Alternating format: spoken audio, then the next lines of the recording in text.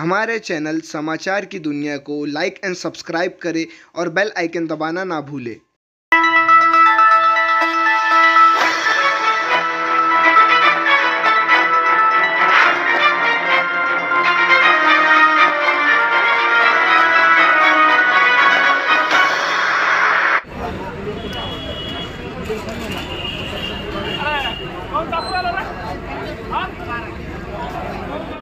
की आम्ही जो ऑफर केले होते आणि त्या कामं पूर्ण झाले त्याचं पेमेंट देणं बाकी आहे त्याच्यात आम्हाला मार्गदर्शन करा।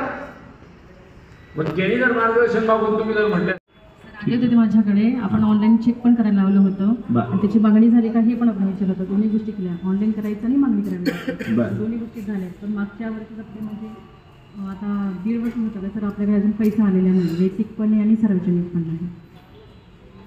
नका, कारण आता मला पुढच्या वेळेला तिसऱ्यांदा बैठकीला आल्यानंतर ही बैठक आम्ही अशी स्थगित करतोय।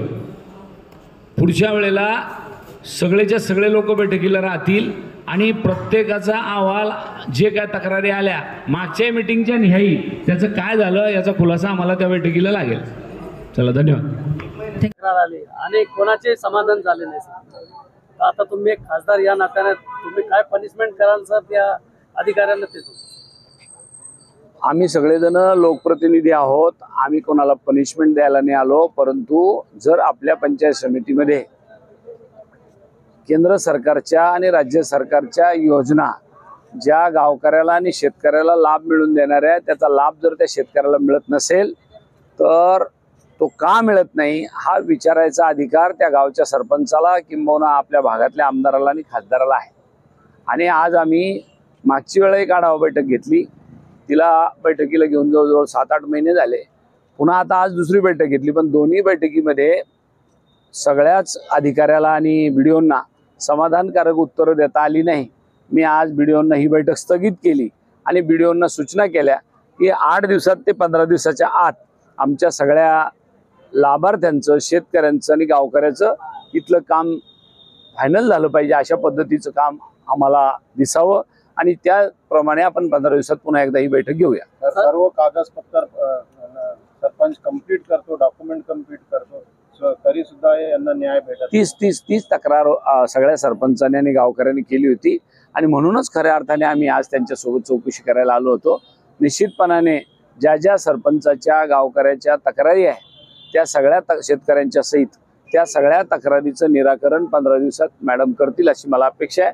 त्यांनी केलं नाही तर नक्कीच याची वरिष्ठाकडे तक्रार होईल। सर, तुम्हाला वाटतं का म्हणजे हम करे सो कायदो आणि मनमानी कारभार इथं चाललेला आहे सर? ते तर दिल्लीपासून गल्लीपर्यंत चालू आहे, परंतु आम्हाला असं वाटलं होतं की अधिकारी तरी कमीत कमी लाभार्थ्याला, गोरगरिबाला न्याय देतील अशी अपेक्षा होती, पण त्यांच्याकडून काय अपेक्षा वाटत नाही न्याय मिळेल। तरीही त्यांनी सांगितलं की 15 दिवसात आम्ही तुम्हाला ते कंप्लीट करून देतो। धन्यवाद। चला, धन्यवाद। आज आदरणीय आमचे नेते खासदार डॉक्टर कल्याणरावजी काळेसाहेब यांनी आज मीटिंग लावली होती। मीटिंगचं महत्त्वाचा विषय म्हणजे जे व्यक्तिगत लाभाची योजना आहे, गायगोटे असो, विहीर असो, रस्ते असो किंवा फळ लागवड असो, हा विषय एकदम महत्त्वाचा विषय व्यक्तिगत लाभाचा। सार्वजनिक जे रस्ते असते किंवा सार्वजनिक कामाचे असते ते गुत्तेदार असो किंवा ते पाठपुरावा करून करत असतात, पण ह्या सिस्टीममध्ये खरोखरच शासन किती विहिरी द्यायला तयार आहे, किती कोटी द्यायला तयार आहे, पण आता कोट्याला सध्या त्यांनी थांबवलं वाटतं बहुतेक। पण विहिरीचा इतका खास मुद्दा आहे म्हणजे शेतकऱ्यासाठी 5 लाख रुपये भेटते विहिरीला, ते जर व्यवस्थितरित्या जर त्या शेतकऱ्यापर्यंत पोहोचली तर खरोखर त्या शेतकऱ्याला त्याचा लाभ होऊन त्याचं म्हणजे फलदायी होईल। हां, दुसरी गोष्ट त्याला विहीर करत असताना म्हणजे माझं हे मत आहे, म्हणजे आता मी नवीनच तुम्ही म्हणजे काय म्हणताय, जसं इतर विभागाचे ते टेंडर करतात, एका गावाला जर 50 विहीर दिली तर एका कॉन्ट्रॅक्टरला जर दिल्या तर ते विहीर त्यांनी पूर्ण करून द्यायचे, फक्त शेतकऱ्यांना पाणी मारायचं आणि ते जर खरोखर फलदायी ठरू शकतं। घरकुलचं पण तसंच आहे। आज इथं शहरामध्ये करताना माडा असो, शिडको असो घरं तयार करून लोकांना देतात।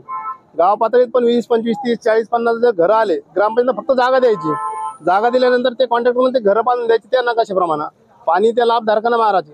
कारण पूर्ण देशाचा जर आकडा पाहिला तर घरकुलं 50% घरकुलं पेंडिंग होतात, कारण हप्ते वेळेवर भेटत नाही, पैसे वेळेवर भेटत नाही। तो शेतकरी बिचारा गरीब इकडून तिकडून व्याजानं पैसे काढतो आणि ते व्याजानं पैसे काढून त्याला ते घर भेटून त्याला वाटतं उगाच विहीर घेतली आणि उगाच घरकुल घेतलं, कारण सिस्टीम एकदम, कारण त्या शेतकऱ्याला माहीत नसतं ते सिस्टीम। जसं कॉन्ट्रॅक्टर लोकांना माहित असतं हा कामामध्ये अधिकारी का कालम करतात? कामामध्ये खरं म्हणजे आता ही सिस्टीम ग्रामपंचायत पासून रोजगार सेवक पासून चालू होती तर पंचायत समितीपर्यंत आणि जिल्हा परिषद पर्यंत जाते. पण त्या पद्धतीने जे काम व्हायला पाहिजे त्या पद्धतीने होत नाही. त्याच्यामुळे लाभधारक कंटाळून ते म्हणजे त्याला न घेतला असतं हे काम तर बरं झालं असं त्याला वाटतं. तर तुम्हाला असं वाटतं का म्हणजे अनेक तक्रारी आल्यावर खासदार समोर बसल्यावर या अधिकाऱ्यांना काहीच फरक पडत नाही असं वाटतं का तुम्हाला? नाही असं वाटत होतं पण आता खासदार साहेब बोलल्यानंतर आता खरंच फरक पडेल असं वाटतंय. कारण नाही पडलं तर साहेबांना सांगितलं की 15 दिवसानंतर जर ह्या जे कामं मी सांगितले ज्या तक्रारी शेतकऱ्यांच्या आल्या किंवा व्यक्तिगत लाभार्थ्याच्या आल्या त्या जर पूर्ण नाही झाल्या तर खरोखर मी नाविलाजानं असतो की संबंधितांवर कारवाई करावी लागेल असे साहेब म्हणले. धन्यवाद.